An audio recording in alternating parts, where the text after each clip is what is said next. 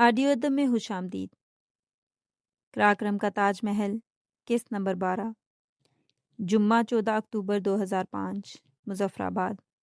وہی بارشوں کا موسم، وہی سردیوں کی شامیں، وہی دل ربا گٹائیں، وہ سانس لیتی خوشبو، وہی موڑ مڑتی سڑکیں، وہی پرسکون جگہ ہے۔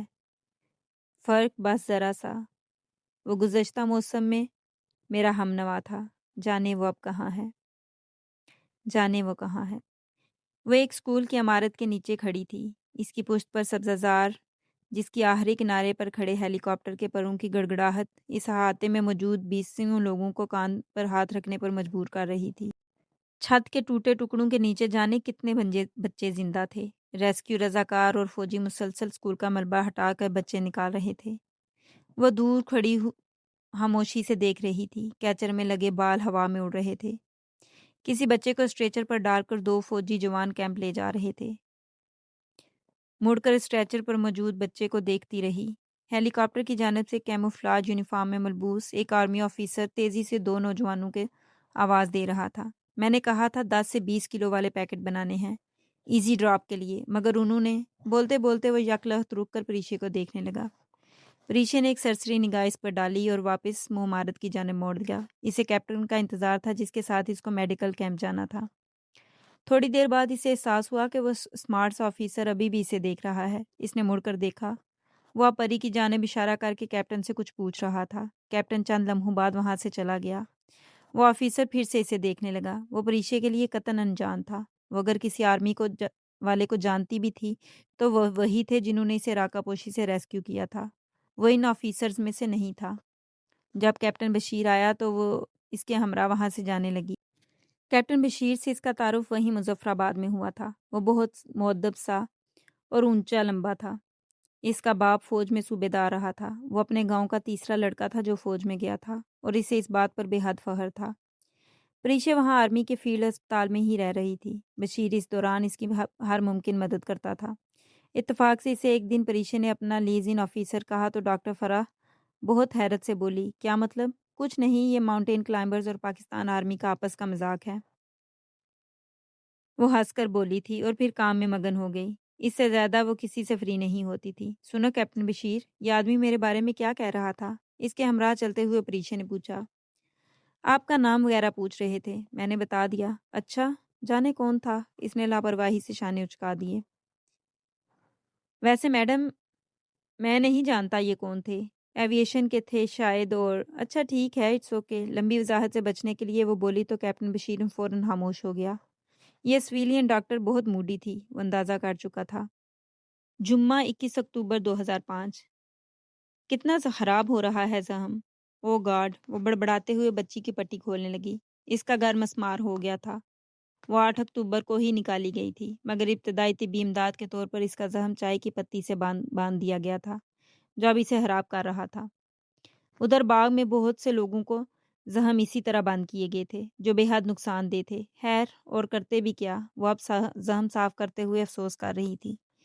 وہ کل ہی باغ سے واپس آئی تھی۔ وہاں روز تقریباً 150 مریض دیکھتی تھی جو 600 کلومیٹر سفر کر کے کیمپ تک پہنچتے تھے۔ جانے کتنے دنوں سے اس کی نیند پوری نہیں ہوئی تھی۔ وہ اس وقت مظفر آباد کے نیلم اسٹیڈیم میں نصب فیلڈ ہسپتال کے ایک خیمے میں تھی۔ اس کے سامنے اور اس کے دائیں طرف چند اور مریض بھی بیٹھے تھے۔ دفعتاً کیپٹن بشیر خیمے کا کپڑا ہٹا کر اندر آیا۔ میڈم، ویکسین آ گئی ہے۔ اس نے پیکٹ اس کے میز پر رکھا۔ پریشے نے سر اٹھا کر اس کی طرف حیرت سے دیکھا۔ اتنی جلدی؟ ابھی تو کہا تھا۔ یہ دراصل یونیسیف کے جو ڈاکٹرز تھے وہ لائے ہیں، ساتھ میں ہائی انرجی بسکٹ بھی ہیں۔ اچھا، اور اسکول کا پورا ملبہ ہٹا؟ تقریباً۔ برٹش ٹیم آئی ہوئی ہے۔ وہ سر جھٹک کر کام میں مصروف ہو گئی۔ برٹشر، یونیسیف، جانے کتنے غیر ملکی آئے ہوئے تھے۔ ایک دم اس نے چونک کر سر اٹھایا۔ کیپٹن بشیر، وہ جانے لگا تھا، اس کی آواز پر جاتے جاتے پلٹا۔ یس میم۔ آپ نے کہا بہت سے غیر ملکی آئے ہوئے ہیں، ترکی سے کوئی نہیں آیا؟ اس کے بظاہر سرسری سا پوچھا۔ جی آیا تھا۔ وہ حیرت سے ایک پل کو ساکن ہو گئی۔ کون؟ وہ سانس روک کر اس کے جواب کی منتظر تھی۔ میڈم، طیب اردگان آیا تھا، شوکت عزیز کے ساتھ کل پورے علاقے کا دورہ کیا۔ اس کے اعصاب ڈھیلے پڑ گئے۔ اچھا۔ وہ پھر سے بچے کے زخم پر جھک گئی۔ کیپٹن بشیر نے باہر جانے کے لیے خیمے کا پردہ اٹھایا، تب پریشے نے اسے پکارا۔ سنو کیپٹن۔ وہ خیمے کا کپڑا ہاتھ میں لیے رک کر اس کی بات سننے لگا۔ اگر ترکی سے کوئی آئے تو مجھے بتانا۔ جانے کس امید پر اس نے کہہ ڈالا، کسی نے آنا ہے کیا؟ نہیں، آنا تو نہیں ہے، آنا تو کسی نے نہیں ہے۔ اداسی سے سر جھٹک کر بچے کی پٹی کرنے لگی۔ کیپٹن بشیر کچھ نہ سمجھتے ہوئے باہر نکل گیا۔ خیمے کا کپڑا اس کے پیچھے ہلتا رہ گیا۔ پیر 22 اکتوبر 2005 فیلڈ ہسپتال سے کچھ دور وہ ایک پتھر پر خاموشی سے بیٹھی ہنک ہوا کی سرسراہٹ سن رہی تھی۔ اس نے سفید اوورال پہن رکھا تھا، بال کیچر میں مکید تھے، پاؤں میں سفید اور ہلکے گلابی جوگرز تھے جن کے رنگ اب پھیکے پڑ چکے تھے، اس کی زندگی کی طرح۔ آج بارش سے کچھ دیر پہلے کا موسم تھا اور وہ ہمیشہ کی طرح اداس ہو گئی تھی۔ آج سارا دن وقفے وقفے سے آفٹر شاکس آتے رہے تھے۔ سامنے کھڑا پہاڑ تو ایک جھٹکے کے دوران حقیقتاً 2 ٹکڑوں میں ٹوٹنے کو تھا۔ آج اس کی چوٹی پر برف بھی پڑی تھی۔ وہ اس ڈھلتی شام میں وہاں تنہا بیٹھی گنگنا رہی تھی۔ ہم لیلا ہیں، ہم مجنو ہیں، یہ گیت افق بیس کیمپ میں ہنزا پورٹرز کو سنایا کرتا تھا، اور اوپر جب وہ برفانی غار میں تھا تب بھی وہ تھک کر یہی گنگناتا تھا۔ وہ اسے بھولا ہی کب تھا؟ وہ تو ہر لمحہ ہر پل اس کے ساتھ ہوتا تھا۔ وہ کہیں برف دیکھتی تو برفانی غار میں چت لیٹا افق اسے یاد آ جاتا۔ وہ بارش دیکھتی تو وائٹ پیلس کی سیڑھیوں پر بیٹھا موروں کو یہی لیلا مجنو والا ترک گیت سناتا افق یاد آ جاتا۔ وہ خواب میں آ کر اس سے کہتا، پری کیوں پریشان ہو؟ مجھے درد نہیں ہو رہا، اور وہ جانتی تھی اسے درد ہو رہا ہے۔ کبھی وہ کہتا، میرے ساتھ چلو، میں تمہیں ترکی لے جاؤں گا، اور وہ نیند میں رونے لگتی۔ اس نے اپنے ہاتھ پر اس جگہ دیکھا جہاں 3 ماہ قبل ماہوڈون کے کنارے افق نے سانیتا باندھ لگایا تھا۔ اب وہ معمولی خراش وہاں نہیں تھی، مگر درد اندر ہی اندر بہت ہوتا تھا۔ یہ درد شدت اختیار کر لیتا تو وہ رو دیا کرتی تھی، افق واپس لوٹ آؤ میرا مجھے سانیتا باندھ لگا دو، اسی بہانے ہی لوٹ آؤ۔ وہ اب بھی اس کے ساتھ تھا، اس کے بہت اندر کہیں موجود تھا، اس کے ساتھ سانس لیتا تھا، اس کے ساتھ ہنستا تھا، اس کے ساتھ روتا تھا۔ اس کے خیالات میں محل ہونے والی آواز بھاری بوٹوں کی دمک کی تھی جو اسے اپنی پشت پر سنائی دی تھی۔ اس نے پلٹ کر دیکھا، یہ وہی اس روز والا آرمی آفیسر تھا جو اسے گور رہا تھا۔ کھلتی رنگت، گہرے نقوش، کافی ہینڈسم سا میجر کے رینک کا آفیسر تھا۔ آپ ڈاکٹر پریشے جہاں زیب ہیں؟ وہ اٹھ کھڑی ہوئی۔ یہ بات آپ اس روز کیپٹن بشیر سے بھی معلوم کر چکے ہیں؟ وہ رکھائی سے بولی۔ معلوم نہیں، کنفرم کیا تھا۔ آپ نے مجھے پہچانا؟ میں میجر عاصم رؤف ہوں، میں نے ہی ارسلان کو راکا پوشی سے ریسکیو کیا تھا۔ اوہ، اس کے ماتھے سے بال غائب ہو گئے۔ اچھا، پھر وہی یادیں۔ خدایا، یہ دمانی میرا پیچھا کیوں نہیں چھوڑتا؟ اصل میں میجر صاحب، میں نے آپ کو سرسری سا ایک دفعہ ہی دیکھا تھا، اس لیے پہچان نہیں پائی، وہ مرفتن کہنے لگی۔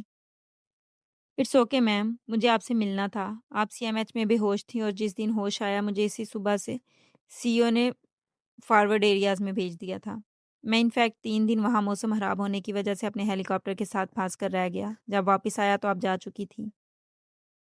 میں چلتی ہوں، مجھے کچھ مریض دیکھنے ہیں۔ تھینکس اینی ویز۔ اسے اس کی تفصیلات سے کوئی دلچسپی نہیں تھی، سو رسمی مسکراہٹ کے ساتھ کہتی پلٹ کر جانے لگی، میں میرے پاس آپ کی ایک امانت تھی۔ افق ارسلان نے یہ آپ کے لیے دیا تھا کہ آپ کو ہوش آئے تو دے دوں۔ وہ بے حد تیزی سے میجر عاصم کی جانب گھومی تھی۔ کیا دیا تھا افق نے؟ اس کے دل کی دھڑکن بے ترتیب ہونے لگی۔ اس روز آپ کو دیکھا تو یہ میرے پاس نہیں تھا، ورنہ دے دیتا۔ کل اسلام آباد گیا تھا تو لے آیا۔ اس نے والیٹ سے ایک چھوٹا سا ہاتھ کا لفافہ نکال کر پریشے کی جانب بڑھایا، جسے اس نے تیزی سے پکڑا۔ لفافے کے کونے میں سبز رنگ کا آرمی کا کوئی نشان بنا تھا، اور اوپر گلگت کنٹونمنٹ کا ایڈریس لکھا تھا جسے وہ GHQ سے آیا ہو۔ یہ لفافہ اس نے مجھ سے لیا تھا۔ اس کے لفافہ الٹ پلٹ کر دیکھنے پر میجر عاصم نے وضاحت کی۔ پریشے نے کپکپاتے ہاتھوں سے وہ چھوٹی سی ٹیپ اتاری۔ میجر عاصم اتنا مہذب تھا کہ پریشے کو یقین تھا افق کی ٹیپ لگانے کے بعد وہ پہلی دفعہ اسے کھول رہی تھی۔ لفافے کے اندر ٹشو میں لپٹی تصویر تھی، دور تک پھیلا سبزہ، دائیں طرف جھیل، بائیں طرف گھوڑے کے ساتھ پریشے، اور پریشے کی اس طرف افق۔ وہ ہنستے ہوئے منہ پر ہاتھ رکھے ہوئے تھی، سیاہ گھڑی کے ڈائل کا احرام چمک رہا تھا۔ تصویر کے نیچے لکھا تھا، گھوڑا پریشے کی دائیں طرف ہے۔ اس نے تصویر کو پلٹا، پیچھے سفید کاغذ چپکا کر ہاتھ سے دبیز روشنائی سے انگریزی میں لکھا تھا، زندگی کے سفر میں بچھڑنے سے پہلے، ملن کی آخری شام کے ڈلنے سے پہلے، اور ایک دوسرے کی سانسوں اور دھڑکنوں کی آخری آواز سے پہلے، جس کے بعد تم میری دنیا سے دور چلے جاؤ گے، تمہیں مجھ سے وعدہ کرنا ہوگا کہ اس رات کے آنے والی ہر صبح ٹھنڈی ہو اور بارش کے بعد کی گیلی مٹی، پہاڑوں پر دودھ سی برف دیکھ کر تم مجھے یاد کرنا کہ میرا تم پر، تمہارا مجھ پر قرض ہے۔ اس کی آنکھوں سے آنسو ٹوٹ ٹوٹ کر گرنے لگے۔ اسے یاد تھا برف کی دیوار کے ساتھ ٹیک لگائے افق بیٹھا تھا۔ تمہیں بھی مجھ سے وعدہ کرنا ہے۔ پھر اس نے گہرے کرب سے آنکھیں موند لیں، کچھ نہ بولا۔ اس میں بولنے کی، وعدہ لینے کی سکت بھی نہیں تھی۔ آج یو اوکے ڈاکٹر پریشے؟ اس کو پرائیویسی دیتے ڈاکٹر آج سمندر آیا تو اس نے روتے دیکھ کر تشویش سے پوچھا، کب دی یہ اس نے آپ کو؟ ہتھیلی کی پوچھ سے آنسو صاف کر کے وہ زبردستی مسکرائی۔ جب آپ سے ملنے ہسپتال آیا، آپ بے ہوش تھیں۔ وہ کمرے سے باہر آیا، مجھ سے لفافہ، پین، پینسل اور کاغذ مانگا۔ پھر اس نے پاکٹ سے تصویر نکالی، اس کی پشت پر کچھ لکھا، ٹیشو میں لپیٹا، لفافے میں ڈال کر مجھے دیا اور آپ کو خود دینے کی تاکید کی۔ ورنہ میں کام سے اسکردو گیا تھا تو ڈاکٹر خالد یا کسی کو دیکھ کر آپ تک پہنچا سکتا تھا۔ میں نے پارسل بھی نہیں کیا، حالانکہ میرے پاس آپ کا ایڈریس موجود تھا۔ آپ کو کال بھی کی، میسیج بھی کیا، مگر کسی غلط فہمی کی بنا پر آپ نے بات نہیں سنی۔ پھر پنڈی سے آنا ہی نہیں ہوا اور ملاقات نہیں ہوئی۔ آج اتفاق سے آپ مل گئیں، بہت معذرت، دیر لگ گئی۔ مجھے آپ کی کال کا بالکل یاد نہیں۔ Thank you so much doctor Asim. وہ خوش دلی سے مسکرائی۔ مائی پلیئر میم۔ اس نے دوبارہ ایک بار پھر نہیں پوچھا کہ کیوں رو رہی تھی۔ وہی ڈیسنٹ آرمی مین۔ آپ کی وائف، بچے ٹھیک ہیں؟ پریشے نے ہلاکن پوچھا۔ جی میوش بالکل ٹھیک ہے، بچے بھی پنڈی ہوتے ہیں۔ وہ پھر مسکرا کر چلا گیا۔ وہ وہیں کھڑی سوچنے لگی، کیا افق کو وعدہ یاد کرنے کی ضرورت تھی؟ کیا اسے بھول سکتی تھی؟ آخری 14ویں چوٹی، 23 اکتوبر 2005۔ وہ زلزلے کے متاثر افراد کو انجیکشن لگا رہی تھی۔ فرح بھی اسلام آباد واپس جا رہی تھی۔ تم چلو گی یا ادھر مزید رہو گی؟ تم جا رہی ہو تو میں بھی چلتی ہوں۔ تم بائی ایئر جا رہی ہو؟ ہاں، ابھی بشیر آ کر بتائے گا کہ ہیلی کاپٹر فارغ ہے کہ نہیں۔ اسی اثنا میں کیپٹن اندر آیا۔ میم، ابھی ہیلی کاپٹر آنے ہی والا ہے۔ کرنل طارق کچھ لوگوں کو اس میں لا رہے ہیں، بس آتے ہی ہوں گے۔ وہ جھک کر بچے کو ٹیکا لگا رہی تھی، پھر بے حد فکر مندی سے ساتھ بیٹھا اس کی ماں سے اس کے بارے میں سوالات کرنے لگی، کیونکہ اس کا بخار تیز تھا۔ کیپٹن بشیر نے ایک لمحے کو سوچا کہ وہ ڈاکٹر صاحب کو بتائے کہ جو لوگ کرنل فاروق کے ہیلی کاپٹر پر مظفر آباد آ رہے تھے وہ ترکی سے آئے تھے، کیونکہ ڈاکٹر صاحب نے اسے ترکی سے آنے والے لوگوں کے متعلق پوچھا تھا۔ مگر ایک تو وہ اتنی مصروف تھی اور دوسری اس نے خود ہی کہہ دیا تھا کہ ترکی سے آنا تو کسی نے نہیں، اور پھر ڈاکٹر صاحب کو اگر ترکی سے آنے والوں میں کوئی دلچسپی ہوگی تو وہ یقیناً ترک ڈاکٹر سے ہی ہوگی۔ کیپٹن بشیر بغیر کچھ کہے ہی وہاں سے چلا گیا، کیونکہ آنے والے ڈاکٹرز نہیں بلکہ انجینئرز تھے۔ آدھے گھنٹے بعد یہ بشیر ہی تھا جس نے دونوں کو کرنل فاروق کے پہنچنے کی اطلاع دی۔ آپ سامان وغیرہ پیک کر کے جلدی آ جائیں، کیونکہ کرنل صاحب نے فوراً واپس جانا ہے۔ پلیز میم، دیر مت کیجیے گا، کیونکہ کرنل صاحب کا غصہ پورے یونٹ میں مشہور ہے۔ ہاں، میں فوراً اپنے سامان اس خیمے سے لے آؤں جہاں ہم رات کو سوئے تھے۔ وہ اس خیمے سے نکل آئی۔ اس کا روح چند گز کے فاصلے پر موجود اس میدان کے سب سے آخری سبز خیمے کی طرف تھا جس میں وہ اور فرح اتنے دن سے رہ رہی تھیں۔ وہاں کھلا سا میدان تھا، ایک طرف خیمہ بستی تھی اور دوسری جانب حالی کی طے اراضی پر ہیلی کاپٹر نیچے اتر رہا تھا۔ اس کے پنجے ابھی گھاس سے چند فٹ دور تھے۔ وہ اس آخری خیمے میں چلی آئی، جلدی جلدی سامان سمیٹا، بالوں کو ایک دفعہ پھر اوپر کر کے کیچر میں باندھا۔ کسی چیز کے چٹکنے کی آواز بھی سنائی دی، مگر وہ دھیان دیے بغیر شال لپیٹے بیگ کندھے پر ڈالے باہر آ گئی۔ فرح اس کے انتظار میں کھڑی تھی۔ چلو۔ وہ دونوں ساتھ ساتھ ہیلی کاپٹر کی جانب بڑھنے لگیں، جن میں اکثریت فوجی جوانوں کی تھی جو ادھر ادھر گھوم رہے تھے۔ چند فوجی جو ان مریضوں کو ہیلی کاپٹر میں چڑھا رہے تھے جس کو انہیں سرجری امداد کے لیے اسلام آباد لے کر جانا تھا۔ بشیر نے قریب سے گزرتے جوان کو روک کر ہدایت دی، ٹوکی کی ٹیم کو اس آخری خیمے میں لے جاؤ، ابھی وہی خالی ہے۔ وہ دونوں سر نیچے کیے، تیز ہوا سے بچتی آگے پیچھے اندر داخل ہوئیں۔ مریض پہنچ چکے تھے، دروازہ بند ہو گیا۔ اس کے کیچر کی ایک طرف لگا دو رنگا پتھر غائب تھا۔ اب کہاں ڈھونڈوں اسے؟ کبھی سستی میں الفی سے بھی نہیں جوڑا۔ وہ کپڑے جھاڑنے لگی، اندر روشنی خاصی کام تھی۔ اسے پتھر کبھی کہیں نظر نہیں آیا۔ فرح، اس کا پتھر گر گیا ہے، وہ کونے والے خیمے میں گرا ہوگا، میں لے آؤں؟ بے وقوف، ہیلی کاپٹر اڑنے لگا ہے۔ کرنل فاروق کے غصے کے قصے نہیں سنے؟ ہاں ان کا غصہ مت دلاؤ۔ مگر فرح، وہ قیمتی پتھر تھا اور لوگوں کو گھر بار پلٹ گیا ہے اور تمہیں پتھر کی پڑی ہے۔ ایک پتھر کے لیے کرنل صاحب سے دوبارہ ہیلی کاپٹر اترواؤ گی؟ فرح بالکل نشا کی طرح گرکتی تھی۔ وہ خاموشی سے پیچھے ہو کر بیٹھ گئی، مگر جانے کیوں اس لمحے اس کا دل چاہا کہ وہ کرنل فاروق سے ہیلی کاپٹر اتارنے کی درخواست کرے، صرف 1 منٹ کے لیے، بس وہ اپنا پتھر لے آئے۔ صرف پتھر نہیں، اس لمحے اسے مظفر آباد کے شہر ہموشہ کی اداس اور سوگوار فضا میں کچھ خاص محسوس ہوا تھا، کچھ ایسا جو ان پچھلے بہت سارے دنوں میں جو اس نے وہاں گزارے تھے نہیں تھا۔ وہ اس وقت ہیلی کاپٹر سے نیچے اترنا چاہتی تھی، وہ مظفر آباد چھوڑنا نہیں چاہتی تھی، مگر محض مرفت میں وہ خاموش بیٹھی رہی۔ فریشی اور فرا کو ہیلی کاپٹر میں بٹھا کر کیپٹن بشیر تیز قدموں سے واپس آیا تھا۔ جس جوان کو اس نے ٹوکی ٹیم کی خیمے میں بٹھانے کو کہا تھا، وہ ان 3 افراد کے ہمراہ اسی آخری خیمے کے قریب ہی کھڑا تھا۔ تینوں افراد کی بشیر کی جانب پیٹھ تھی۔ وہ ان کے قریب آیا۔ السلام علیکم سر۔ تینوں ایک ساتھ پلٹے۔ پہلا ترک انجینئر اچھی قد و قامت کا مالک تھا، بال سیاہ، گوری رنگت، یورپی نقوش۔ بشیر نے مسافے کے لیے ہاتھ بڑھایا۔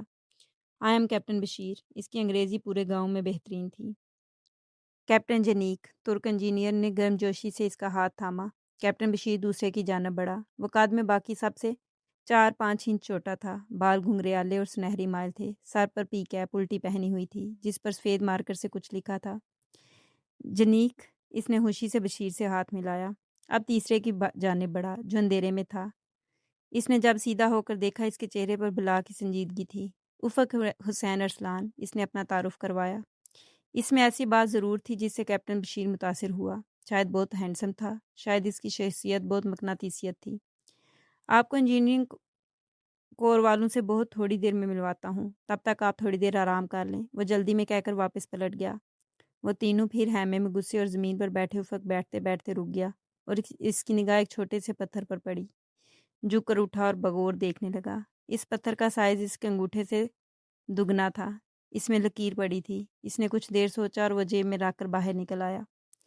ادھر ادھر دیکھتے ہوئے جیسے کسی کو تلاش کر رہا تھا۔ کچھ چاہیے تھا مسٹر ارسلان؟ کیپٹن بشیر کسی سے بات کر رہا تھا۔ اسے باہر آتا دیکھ کر قریب آیا۔ نہیں، پھر آخری خیمے کی طرف اشارہ کیا۔ یہ فوج کا ہے یا یہاں کوئی آیا تھا؟ میرا خیال ہے سر یہ امداد میں آیا تھا۔ اچھا، زیادہ مسئلہ تو نہیں، مگر پھر بھی مجھے لگ رہا ہے اس کی شیٹ سردی کو روکنے کے لیے ناکافی ہے۔ نہیں سر، سارے کافی گرم ہیں اور ان میں پیراشوٹ لائنرز ہیں۔ مجھے نازک مت سمجھنا کیپٹن، مگر پہلے رہنے والوں کو شکایت تو نہیں ہوئی؟ وہ سرسری سا تھا۔ نہیں، جنہیں ٹھہرایا انہوں نے ذکر بھی نہیں کیا۔ وہ شاید کسی ایسی جگہ ہوں گے جنہیں محسوس نہ ہوا ہو۔ نہیں سر، وہ دونوں اسلام آباد کی ڈاکٹر تھیں۔ کیپٹن نے ذہن پر زور دے کر نفی میں سر ہلایا۔ پیمز ہسپتال، وہ بڑبڑایا اور پھر پتھر نکال کر دیکھا۔ یہ کس کا ہے؟ مجھے خیمے کے فرش سے ملا۔ یہ تو ڈاکٹر صاحبہ کے کلپ میں تھا، میں غور نہیں کرتا مگر ڈھیلا تھا۔ میں نے ان سے کہا بھی تھا کہ گرنے والا ہے، قیمتی ہے، خیال رکھیں، مگر گر گیا۔ وہ ڈاکٹر اب کہاں ہیں؟ اس نے عام سا پوچھا۔ وہ تو بالکل ابھی ہی اسلام آباد چلی گئیں۔ ترک کے چہرے پر پھیلتی مایوسی بشیر کو حیرت ہوئی۔ سر یہ آپ مجھے دے دیں، میں اسلام آباد گیا تو انہیں دے دوں گا۔ تم کب جاؤ گے؟ آج 23 ہے، میں 2 دن بعد 26 کو جاؤں گا۔ مجھے بھی ساتھ لے چلنا، میں ان کو خود لوٹا دوں گا، یہ قیمتی پتھر میرے پاس ضمانت رہے گا۔ اس نے پتھر جیب میں ڈالا، چہرے پر سنجیدگی تھی۔ عجیب بندہ ہے، ابھی اسلام آباد سے آیا ہے اور ابھی جانے کی بات کر رہا ہے۔ اس نے دل میں سوچا، سنا تھا ترکی سے سب سے خاص انجینئر آیا، مگر یہ تو پرسانوں کی۔ سب اپنا کام ختم کر کے سو چکے تھے، مگر افق بنا سوئے کام میں لگا رہا۔ بشیر کو تو بہت عجیب سا لگا۔ مرد ہونے کے باوجود کیپٹن بشیر نے اس جیسی خوبصورت آنکھیں نہیں دیکھی تھیں۔ کور کی ہر لڑکی سے دیکھنے کی خواہش کرتی، مگر وہ آدمی جانے کس مٹی کا بنا تھا، عورت سے بات کرنا تو دور سر اٹھا کر نہیں دیکھتا تھا۔ یہ خاموش سا اور وہ دو اتنا بولنے والے، ان کی دوستی کیسے ہو گئی؟ اس نے 2 دن میں بشیر سے 2 بار بات کی، جب وہ دینے آیا تھا اور دوسری بار خیمے کے متعلق۔ ترکی میں ہر لڑکی کو پیدا ہوتے ہی قیمتی سونے کی چیز دی جاتی ہے جو اس کی قیمتی متاع ہوتی ہے۔ ترک لڑکی مر سکتی ہے مگر وہ اپنا زیور کسی کو نہیں دیتی، کتنی غریب ہو، اسے فروخت نہیں کرتی۔ وہ چند منٹ کے وقفے سے کہنے لگا۔ 28 اکتوبر کو پاکستان زلزلے میں بچوں کے اسکول فنڈ جمع ہوئے۔ ایک چھوٹی بچی کا باپ غریب تھا، اس نے اپنی وہ چوڑیاں فنڈ میں دیں جو اسے بچپن میں ملی تھی۔ ہم نے وہ متعلقہ افراد تک پہنچا دی۔ ہم پاکستانی ہونے کے ناطے ترک پر فخر ہے۔ منگل 25 اکتوبر 2005۔ وہ ماموں کے ایک دوست سے ملنے CMH آئی ہوئی تھی۔ صبح کا وقت تھا، آسمان صاف تھا، بادل بھی ابھی اسلام آباد سے دور تھے۔ وہ تیزی سے جا رہی تھی، سڑک کی دونوں طرف دیکھا، ایک درخت کے پاس میجر نعمان کو دیکھا۔ انہوں نے کئی دن کیمپ میں ساتھ گزارے تھے، اب CMH میں ملنا اتفاق نہیں تھا۔ وہ CMH آیا، پریچے کا اس سے ٹکراؤ لازم تھا۔ کیسے مزاج ہیں ڈاکٹر صاحبہ؟ خیریت سے CMH، وہ چند قدموں کی دوری پر تھا، اس کے قریب آ گیا۔ خیریت سے اسپتال کون آتا ہے میجر صاحب؟ بریگیڈیئر باجوہ کی مسز کی عیادت کو آئی ہوں۔ آپ کب آئے؟ مظفر آباد سے آج ہی صبح صبح پہنچا اور آپ کے سامنے ہوں۔ کیسی گزر رہی ہے اس مظفر آباد میں؟ بس میم، کام ہو رہا ہے، کوشش تو سب کرتے ہیں، اللہ بہتر کرے گا۔ آپ ٹھیک ہیں؟ I am fine. اور کیپٹن بشیر وغیرہ سب ٹھیک ہیں؟ الحمدللہ سب ٹھیک ہیں۔ کچھ فارنرز بھی آئے ہوئے ہیں، جو پہلے بھی تھے، مگر میں جن سے مل کر آ رہا ہوں ان کے جذبے نے حیران کر دیا۔ وہ بولنے کا شوقین تھا شاید۔ مسز باجوہ کو دوسرے ڈپارٹمنٹ تک لے گیا۔ آپ کا انتظار کرنا پڑے گا، میں پتہ کرتا ہوں، روم میں آ جائیں تو آپ کو بتا دوں گا۔ ارے میجر نعمان، میں خود دیکھ لوں گی، آپ تکلیف مت کریں۔ صرف اس لیے کہ وہ اس کے ساتھ کیمپ میں تھی، خیال کر رہا تھا، وہ شرمندہ ہو رہی تھی۔ کوئی بات نہیں، آپ بیٹھے، میں دیکھ کر آتا ہوں۔ نہیں، میں ادھر ہوں، آج موسم بہت اچھا ہے۔ اس نے سر اٹھا کر دیکھا، عین اس کے اوپر بادل کا ٹکڑا روئی کی طرح تیر رہا تھا۔ وہ اداسی میں مسکرائی۔ میں ویسے بھی اچھے موسم کی دیوانی ہوں۔ اچھا، پھر میں آتا ہوں دیکھ کر۔ وہ وہیں ٹیک لگائے درخت سے بیٹھے لمحے یاد کرنے لگی، جب وہ دونوں ساتھ ساتھ وادیوں اور چشموں میں پھرتے تھے۔ ایک ایسے ہی درخت سے ٹیک لگا کر بیٹھے تھے اور ایسی ہی گھاس تھی۔ اس نے آنکھیں موند لیں، اس کے لب دھیرے دھیرے گنگنانے لگے۔ وہ گیت جو کبھی بارش میں بھیگتے ہوئے چوڑی سڑک پر افق سنایا کرتا تھا۔ نہ کچھ کہو ہمیں، اس راہ کے ہم مسافر ہیں، ہم عشق میں پاگل ہیں۔ نہ کچھ کہو ہمیں، ہم لیلا ہیں، ہم مجنوں ہیں۔ شاید لیلا نے قید سے اتنی محبت نہیں کی تھی جتنی پری نے اپنے کوپے ماں سے، مگر آج بھی تہی دامان تھی۔ وہ جانے کتنی دیر تر گیت گاتی رہی کہ کسی کی آہٹ سے آنکھ کھلی۔ میجر سڑک پر کھڑا مسکرا رہا تھا۔ آپ نے غلط پروفیشن چوز کیا ڈاکٹر صاحبہ، آپ تو بہت اچھا گا لیتی ہیں، پھر میڈیکل میں کیوں آئیں؟ نہیں، یہ تو بس ایسے ہی۔ وہ جٹ سے آگے گئی۔ زرد پتوں کا ڈھیر اس کی گود سے نیچے گرا۔ بریگیڈیئر کی وائف روم میں آ چکی ہیں، آپ ان سے مل لیں۔ وہ پھر ایک لہجے کے توقف سے سوچتے ہوئے پوچھنے لگا، ویسے ڈاکٹر صاحبہ، یہ گیت حادثہ مشہور ہے کیا؟ نہیں تو، اس نے ہنس کر سر جھٹکا، چند پتے ٹوٹ کر اور گرے۔ آپ یہ پاکستان میں کسی کے منہ سے نہیں سنیں گے۔ ارے نہیں میڈم، یہی گیت کل میں نے افق ارسلان کو گاتے سنا تھا۔ وہ ساکت کھڑی میجر نعمان کو دیکھ رہی تھی۔ کس کو؟ اس نے بے یقینی سے پوچھا، شاید اس کی سماعت کو دھوکا ہوا ہے۔ افق ارسلان کو آپ نہیں جانتی؟ وہ ترک انجینئر ہے نا، اس کی بات کر رہا ہوں۔ آپ مسز باجوہ سے مل لیں، وہ تو اس دنیا کو بھول گئیں۔ کون سا ترک انجینئر؟ اس نے شاید غلط سنا، اسے غلط فہمی ہوئی۔ افق ارسلان نام ہے اس کا۔ وہ آپ کو کہاں ملا؟ وہ پلک جھپکانا بھول گئی۔ وہی مظفر آباد میں، وہ ریلیف کے لیے ترکی سے آیا ہوا ہے، وہ کل یہی گا رہا تھا۔ شاید ترک گیت ہے۔ وہ جس طرح اس کا دیکھ رہی تھی وہ الجھ گیا۔ مگر میں تو مظفر آباد میں کوئی ترک انجینئر نہیں دیکھا۔ اس کی آواز پھنسی ہوئی نکل رہی تھی۔ وہ اسی روز آیا تھا، اسی ہیلی کاپٹر میں، کرنل طارق کے ہمراہ، اسی لیے اب میجر نعمان کو واضح بے چینی ہو رہی تھی۔ اسی ہیلی کاپٹر میں وہ دور کھو گئی کہ آنے والے لوگوں کو وہ دیکھ نہیں پائی تھی۔ آر یو اوکے ڈاکٹر جہاں سے؟ وہ چونکی۔ نہیں، وہ، اس کا پورا نام کیا ہے؟ میجر نعمان نے گہری سانس بھری۔ افق حسین ارسلان۔ اب وہ کچھ سمجھ رہا تھا، وہ اسے جانتی تھی، اب کنفرم کرنا چاہ رہی تھی۔ یہ حسن حسین ارسلان کے خون پسینے کی کمائی ہے، جسے ہم یوں کو ہمالیہ میں جھونک رہے ہیں۔ اس کے ذہن میں بہت پہلے افق کا کہا ہوا فقرہ گونجا۔ افق ارسلان، اس نے زیر لب دہرایا۔ عجیب بے چینی تھی۔ میجر نعمان، وہ کیسا دکھائی دیتا ہے؟ وہ کھوئے لہجے میں پوچھنے لگی۔ وہ سوچ کر بتانے لگا۔ خاصا لمبا، مجھ سے بھی 2 انچ لمبا، بال براؤن ہیں، اور آنکھیں وہ سانس روک کر جواب کا انتظار کرنے لگی۔ کوئی لائٹ کلر تھا، ہنی کلر، شاید ایسا ہی تھا، سوری غور نہیں کیا، یہ لڑکیوں کا شعبہ ہے۔ وہ ہنس دیا۔ وہ سوچ میں گم تھی۔ وہ انجینئر ہے نا، تو سر پر کیپ تو لیتا ہوگا۔ میجر نے اثبات میں سر ہلایا۔ اس کی کیپ پر کچھ لکھا ہوگا، وہ تصدیق کرنا چاہ رہی تھی۔ اس کا دل چیخ چیخ کر گواہی دے رہا تھا، وہ اس کا کوپے ماں ہی تھا۔ نہیں، کچھ نہیں لکھا تھا۔ اچھا، اسے مایوسی ہوئی۔ وہ افق کی کیپ پر تو لکھا تھا، مگر وہ افق کی کیپ تو نہیں تھی، وہ تو اس کے ساتھ کوئی اور بھی ہوگا، 2 انجینئر۔ وہ بے تابی سے بولی۔ ہاں، 2 انجینئرز، اس میں ایک کے سر پر کی کیپ تھی، اس پر وائٹ کلر سے طیب اردگان کے حق میں نعرہ درج تھا۔ جنیک یقین آ گیا اس کو۔ اب کسی شک کی گنجائش نہیں رہی تھی۔ تیسرا کون ہے ڈاکٹر؟ وہ بھی انجینئر ہے، کین۔ ان کے ساتھ کوئی ترک ڈاکٹر نہیں؟ میں نے نہیں دیکھا، شاید ہو۔ آپ جانتی ہیں انہیں اینی پرابلم؟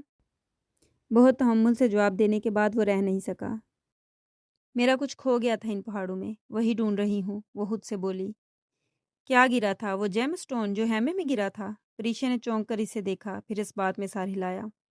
ہاں وہی، وہ کیپٹن بشیر کے پاس ہے، بلکہ انفیکٹ ان انجینئرز کے پاس ہی ہے، شاید وہ ان کے ساتھ کل آئیں۔ پتھر کو؟ نہیں، اس انجینئر افق ارسلان کو، جس نے اب آپ کا قیمتی پتھر اپنے پاس رکھ لیا ہے۔ میں بتانا بھول گیا، وہ آپ کو مل جائے گا، ڈونٹ وری۔ اب آپ مسز باجوہ سے مل لیں۔ وہ کیا کہہ رہا تھا وہ کچھ سن نہیں پا رہی تھی۔ وہ جب وہاں سے آ رہی تھی اسے محسوس ہو رہا تھا کوئی آیا ہے جو اس کی زندگی تھا، وہ بھی اسی جگہ تھا جہاں وہ اس کے ساتھ اس وقت مظفر آباد میں کھڑی تھی۔ او خدایا، وہ کیوں چلی آئی تھی وہاں سے؟ نعمان کیا کہہ رہا تھا؟ وہ کل بشیر کے ساتھ آ رہا ہے، مگر کل کو ابھی بہت گھنٹے پڑے ہیں، وہ کل کا انتظار نہیں کر سکتی۔ اسے عجیب بے چینی ہونے لگی۔ اسے افق کے پاس جانا ہے، ابھی اسی وقت۔ اس نے سر اٹھا کر نعمان کو دیکھا، وہ کب کا جا چکا تھا۔ وہ تقریباً بھاگتے ہوئے اسپتال میں داخل ہوئی۔ ریسیپشن میں 2 لڑکا لڑکی بیٹھے تھے، وہ ان کی جانب لپکی۔ ڈاکٹر نعمان کدھر ہیں؟ رائٹ سائڈ جائیں، لیفٹ میں۔ وہ اور کچھ بھی کہہ رہی تھی مگر پریشا پورا سنے بغیر بھاگی۔ وہ آگے جا کر دیکھا وہ کسی سے بات کر رہے تھے، بھاگ کر ان کے پاس پہنچی۔ میجر نعمان، وہ پوری پھولی ہوئی سانس سے کہنے لگی۔ میجر نعمان نے دوسرے کو ہاتھ سے روکا اور بھیج دیا، اس کی طرف مڑا۔ ریلیکس ڈاکٹر صاحبہ، مسز باجوہ نہیں ملی کیا؟ بھاڑ میں جائیں مسز باجوہ، وہ کہتے کہتے رکی، اپنا تنفس بحال کرتے بولی۔ آج کوئی ہیلی کاپٹر مظفر آباد جا رہا ہے؟ وہ تو روز آتے جاتے ہیں، ملبہ ابھی نہیں ہٹا۔ آپ کو کیا مظفر آباد جانا ہے؟ جی پلیز، مجھے ابھی جانا ہے۔ ابھی تو وہ سوچ میں پڑ گیا، شاید ہمارے کرنل مانسہرہ جا رہے ہیں تو مجھے رستے میں مظفر آباد چھوڑ دیں، وہ بے تابی سے بولی۔ مظفر آباد مانسہرہ کے راستے میں نہیں پڑتا، آپ کو کوئی ایمرجنسی ہے کیا؟ ہاں، وہ میرا پتھر، تو کل وہ لوگ آئیں گے نا؟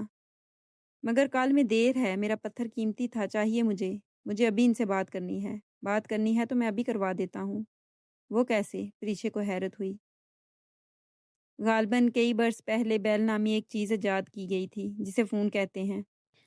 ہاں پتہ ہے، مگر وہاں سگنل نہیں تھے نا۔ اب کچھ آنے لگے ہیں، نہیں بھی ہوئے تو آرمی رابطہ ہے نا، آپ کی بات کروا دیتا ہوں۔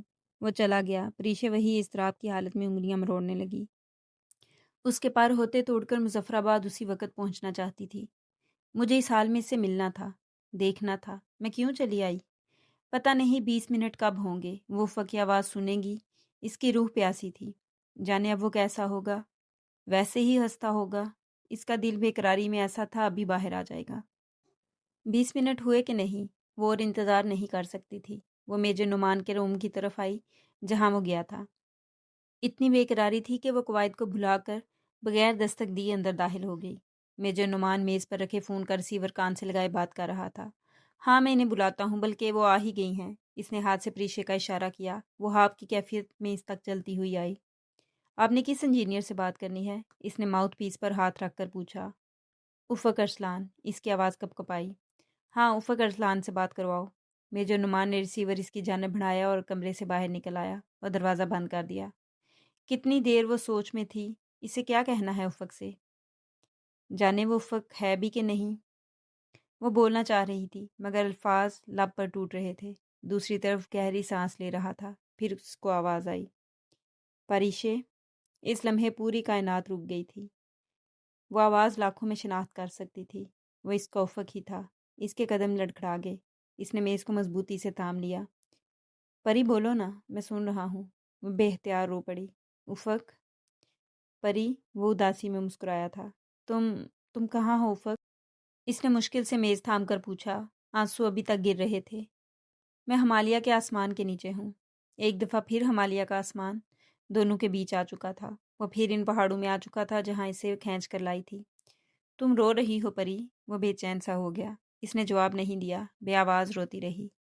پری رو مت، آنکھیں صاف کرو۔ وہ بہت دور تھا مگر محسوس کر رہا تھا۔ اس نے پوچھ سے چہرہ صاف کیا۔ اب بتاؤ کیسی ہو؟ جانے کیسے سمجھ چکا تھا اس نے آنکھیں صاف کر لیں۔ بہت تہی دماغ ہوں میں افق، بہت ویران۔ جانے اتنی ویرانی میرا مقدر کیوں بن گئی؟ میں بالکل خالی ہاتھ ہوں۔ میں نے وہ سب بھی کیا جو کسی لیلا یا ہیر نے بھی نہیں کیا ہوگا۔ سونی کا تو گڑا ٹوٹا تھا، میرا سب کچھ تمانی کی دھند میں بکھر گیا، پھر بھی منزل نہیں ملی مجھے۔ میں نے تو عشق میں برف کا صحرا پار کیا تھا۔ وہ پھر رونے لگی۔ تم مجھے کیوں چھوڑ کر چلے گئے تھے افق؟ تم ہی نے تو کہا تھا، بہت آہستہ سے بولا۔ میں نے کہا تھا؟ تم نے عہد لیا تھا گلیشیئر پر، دمانی گواہ ہے، تمہیں یاد نہیں؟ میں نے عہد لیا تھا، میں نے کہا تھا، میں نے تو اور بھی بہت کچھ کہا تھا۔ میں نے تو تمہیں کیمپ سے چلے جانے کو بھی کہا تھا، بات مانی تھی میری؟ صرف یہی بات کیوں ماننا یاد رہا؟ مجھے کیوں چھوڑ گئے؟ میں اسپتال جاگی تو میں اکیلی تھی، آج بھی میں اکیلی ہوں۔ تم نے میرے ہوش میں آنے کا بھی انتظار نہیں کیا اور چلے گئے۔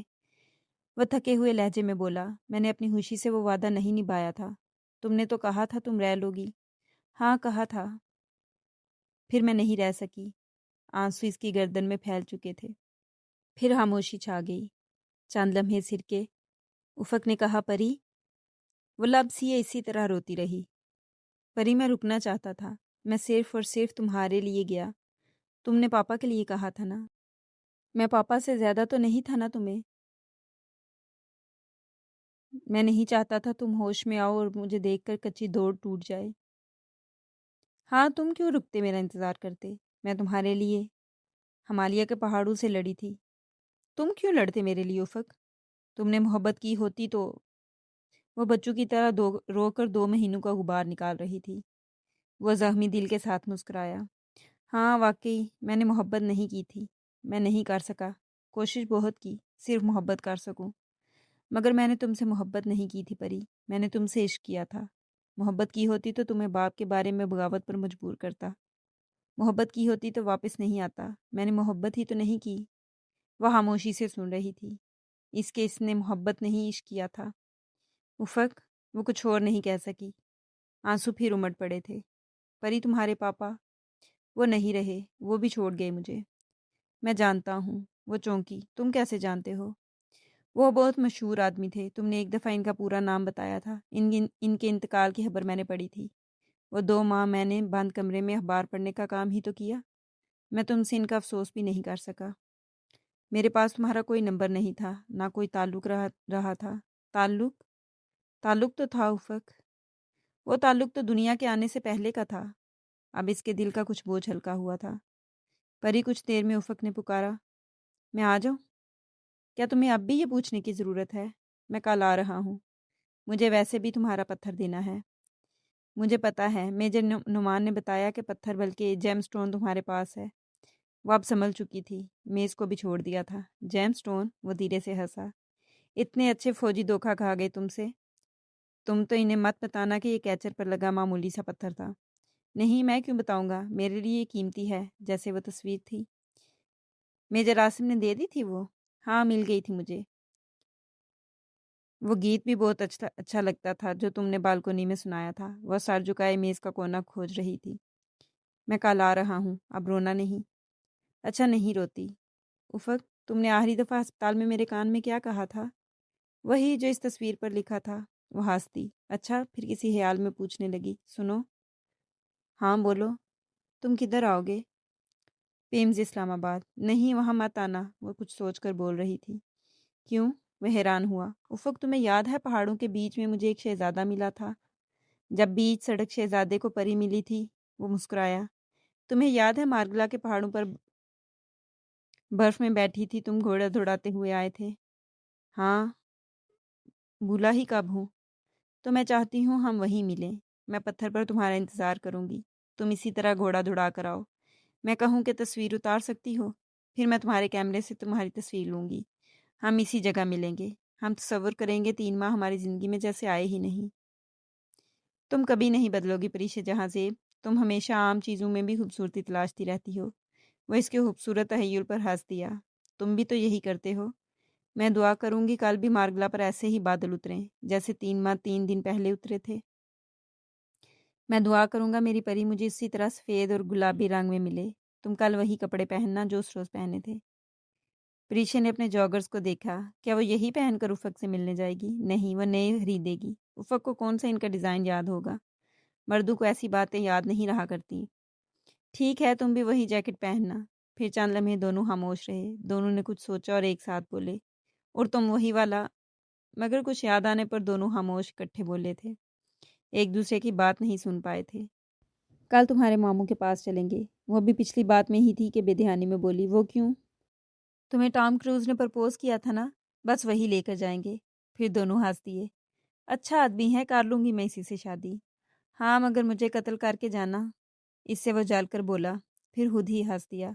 اچھا اب میں فوج کا مزید خرچہ نہیں کرواتی، فون بند کرو، 3 بجے ملتے ہیں۔ میں ریلیف کے لیے آیا ہوں مگر کل کے لیے ٹائم نکال لوں گا۔ میرے لیے سب سے اہم کام تم ہو، مجھے یاد رہے گا۔ راکا پوشی میں تمہارے آنسو گرے تھے، وہ آنسو تمہیں لوٹانے ضرور آؤں گا۔ اس نے اللہ حافظ کہہ کر فون بند کر دیا۔ آج کتنے عرصے بعد وہ پرسکون تھی۔ اس نے آنکھیں میچ کر ایک طمانینت بھری سانس لی اور پھر آنکھیں کھول دیں۔ وہ کمرہ کتنی خوبصورتی سے آراستہ تھا، کھڑکی سے باہر نظر آتا پودا کتنا سرسبز تھا اور فضا کتنی پرسکون تھی۔ وہ باہر نکل آئی۔ میجر نعمان اسے تھوڑی دیر بعد مل گیا تھا۔ ہو گئی بات، اب خوش ہیں؟ پریشا نے بچوں کی طرح اس بات میں سر ہلا دیا۔ چلیں یہ تو اچھی بات ہے۔ وہ سمجھ چکا تھا کہ معاملہ محض پتھر کا نہیں تھا۔ وہ اس کا شکریہ ادا کر کے وہاں سے چلی آئی۔ آج اسے بہت سارے کام کرنے تھے۔ وہ پورا گھنٹہ مظفر آباد کی مسمار دکانوں کی قریب متلاشی نگاہوں سے کچھ کھوجتا رہا مگر اس کو وہ شے نہیں ملی۔ جانے کا وہ مایوس سا چلتا ہوا کورلانز آ گیا۔ ہائی کور میں بھی ہیما بستی نصب تھی۔ وہاں ایک جگہ گھاس پر بے تحاشا گرم کپڑوں، ٹوپیوں اور موزوں کا ڈھیر لگا تھا۔ ارد گرد چند لوگ پھر رہے تھے مگر امداد کے اس ڈھیر سے کوئی کچھ نہیں اٹھا رہا تھا۔ پھر بھی اس نے متلاشی نگاہوں سے اس ڈھیر کو دیکھا۔ اس کی مطلوبہ چیز وہاں بھی نہیں تھی۔ وہ مایوسی سے پلٹنے لگا تھا جب اسے دور ایک درخت کے تنے کے ساتھ ایک کم عمر لڑکی بیٹھی دکھائی دی جس کے سر پر ہاتھ سے بنا ہیڈ تھا۔ اس کی مراد بھر آئی۔ وہ اسی طرح جینز کی جیبوں میں ہاتھ ڈالے تیز قدموں سے چلتا ہوا اس تک آیا۔ بات سنو، اس کے بالکل سامنے جا کر افق نے اسے مخاطب کیا۔ لڑکی نے گردن اوپر اٹھائی۔ اس کے بال بھورے اور رخسار سیبوں کی طرح سرخ تھے۔ اس کا حلیہ دیکھ کر افق کو قدرے تذبذب ہوا۔ انگریزی سمجھتی ہو؟ ہاں میں یونیورسٹی کی اسٹوڈنٹ ہوں۔ دھوپ سے سرخ چہرے پر سوگواریت بکھر گئی۔ اب کہاں کی یونیورسٹی اور کہاں کی انگریزی، سب کچھ راکھ ہو گیا۔ خیر تم بتاؤ، تمہیں کچھ چاہیے؟ ہاں مجھے تمہارا ہیٹ چاہیے۔ وہ اسی طرح اس کے سامنے گردن چکائی سے دیکھتے ہوئے کہہ رہا تھا اور لڑکی ویسے ہی درخت سے ٹیک لگائے اسے دیکھ رہی تھی۔ میرا ہیٹ؟ اس نے اپنی سبز آنکھیں حیرت سے سکیڑی۔ اس بادرنگ پرانے ہیٹ کا کیا کرو گے؟ مجھے کسی کو گفٹ کرنے کے لیے ہیٹ چاہیے مگر مظفر آباد میں مجھے تمہارے ہیٹ کے سوا کسی کا دکھائی نہیں دیا۔ یہ تو بہت پرانا ہے، 3 سال شاید پہلے بنایا تھا۔ لڑکی سر سے ہیٹ اتار کر اسے غور سے دیکھنے لگی۔ او مطلب تم ہیٹ بنا سکتی ہو؟ بلا شبہ یہ بہت مشکل کام ہے تو مگر میری پھوپھی نے مجھے سکھایا تھا۔ ہے تمہیں ہیٹ چاہیے؟ میرے گھر میں شاید کوئی رکھا ہو۔ اس نے دوبارہ سر پر پہن لیا۔ ہاں سادہ سا ہو، ایک اوپر کھلا گلاب ضرور ہو جس کی پتیاں سیاہ ہو کر مرجھا گئی ہوں۔ وہ حیرت سے بولی، باسی گلاب کا کیا فائدہ؟ میں تمہیں یہ بات نہیں سمجھا سکتا۔ جسے دوں گا اسے باسی گلاب اچھا لگے گا۔ وہ فون پر اسے یہی ہیٹ پہن کر آنے کو کہنا چاہتا تھا مگر اسے یاد آیا کہ وہ ہیٹ تو بہت پہلے اشو میں گر چکا تھا۔ ان دونوں نے عشق میں بہت کچھ کھویا تھا، اب اسے پریشے کے حصے کی چیز اسے لوٹانی تھی۔ تم نے اسے وہ ہیٹ کب دینا ہے؟ لڑکی نے دلچسپی سے اسے دیکھا۔ جینز کی جیب میں ہاتھ ڈالے اونچا لمبا غیر ملکی وجیح مرد اسے ہاتھی دلچسپ لگ رہا تھا۔ کل سپہر، تو پھر صبح تازہ گلاب ہی لگا دوں گی، سپہر تک وہ مرجھا جائے گا۔ میں صبح روشنی ہونے کے بعد گراں توڑوں گی، ایسے وہ جلدی مرجھاتے ہیں، منہ اندھیرے تو توڑو تو وہ زیادہ فریش رہتے ہیں۔ واہ تم تو بہت عقل مند لڑکی ہو، شہد رنگ آنکھوں میں ستائش اترا۔ خیر مجھے کل صبح ہوتے وہ ہیٹ نیلم اسٹیڈیم میں دینا ہوگا، وہاں جو آرمی کا کونے والا سبز ہیما ہے نا، وہ ہے، وہاں آ جانا۔ ویسے کتنے پیسے لوگی ہیٹ کے؟ لڑکی بہت دکھ سے مسکرائی۔ تم کہاں سے آئے ہو؟ ترکی سے۔ کیا ڈاکٹر ہو؟ نہیں انجینئر ہوں۔ پھر تم پہاڑوں میں بسنے والے لوگوں کی مدد کرو، وہ میری طرف سے ترکی سے آنے والے انجینئر کے لیے تحفہ ہوگا۔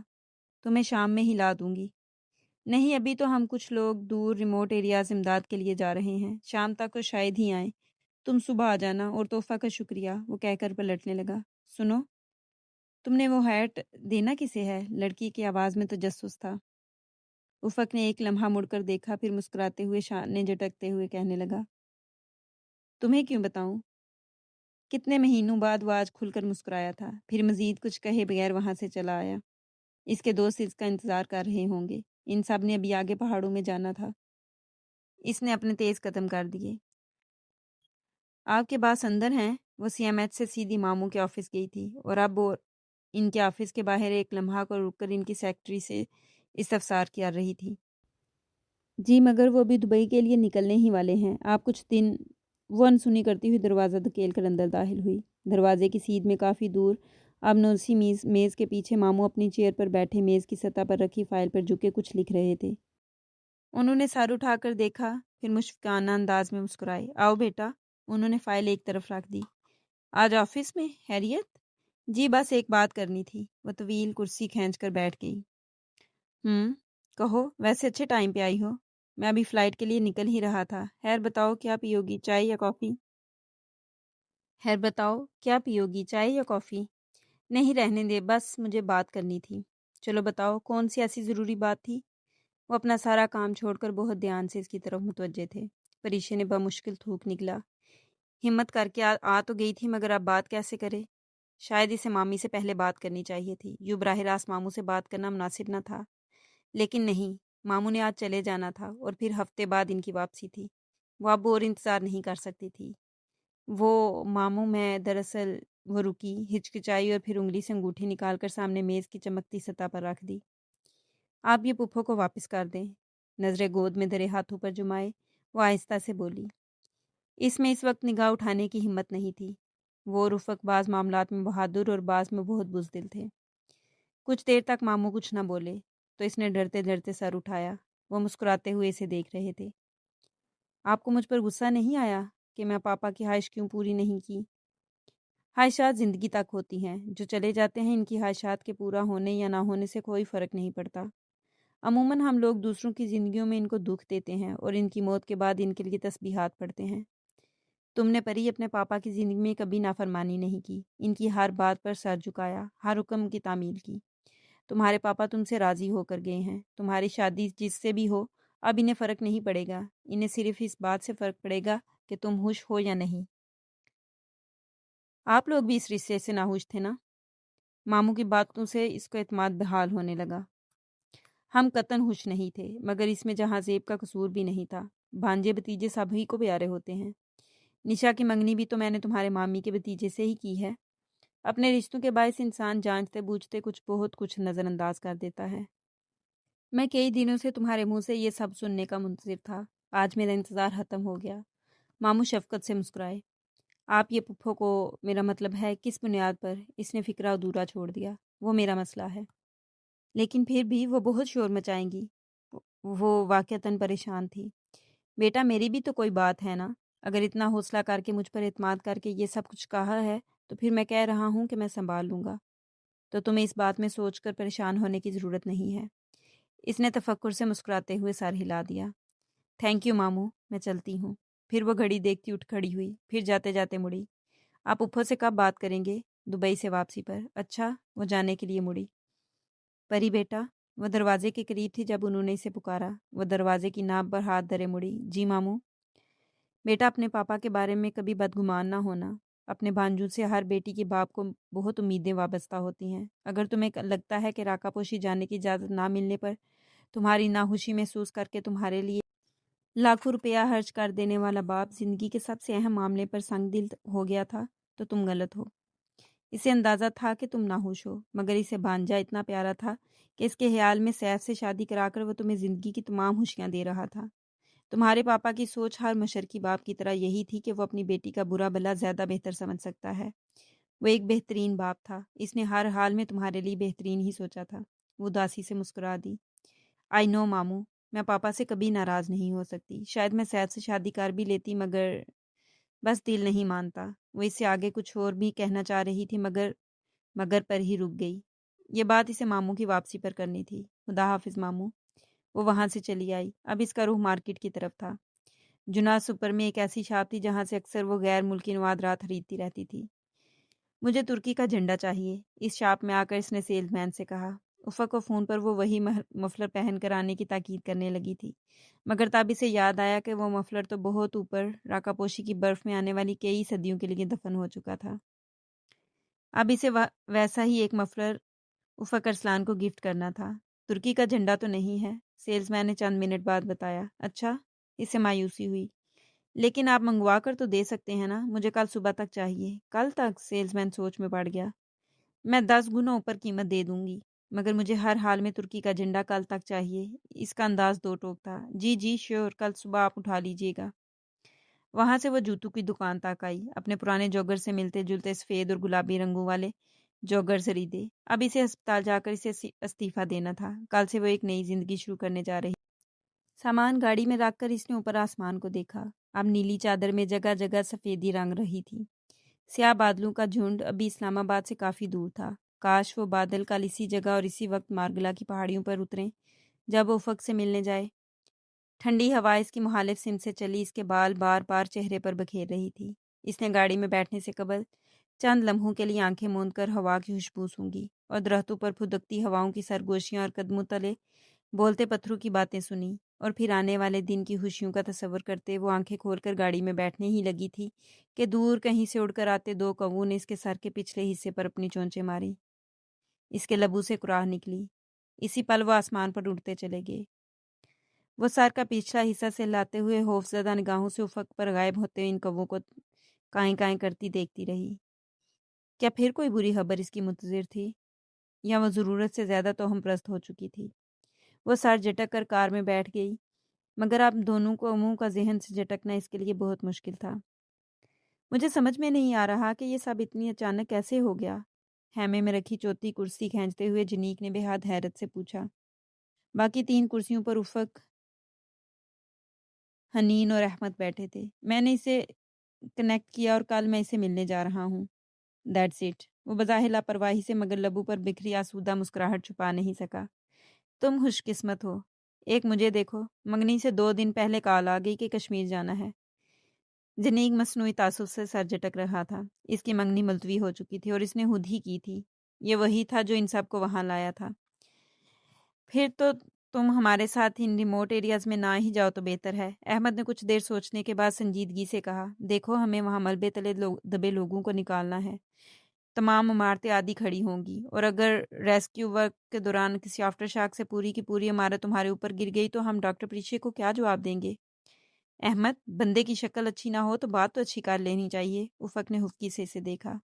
میری شکل بہت اچھی ہے، آنے کہتی ہیں مجھ سے زیادہ خوبصورت بچہ اس نے ترکی میں کبھی نہیں دیکھا تھا۔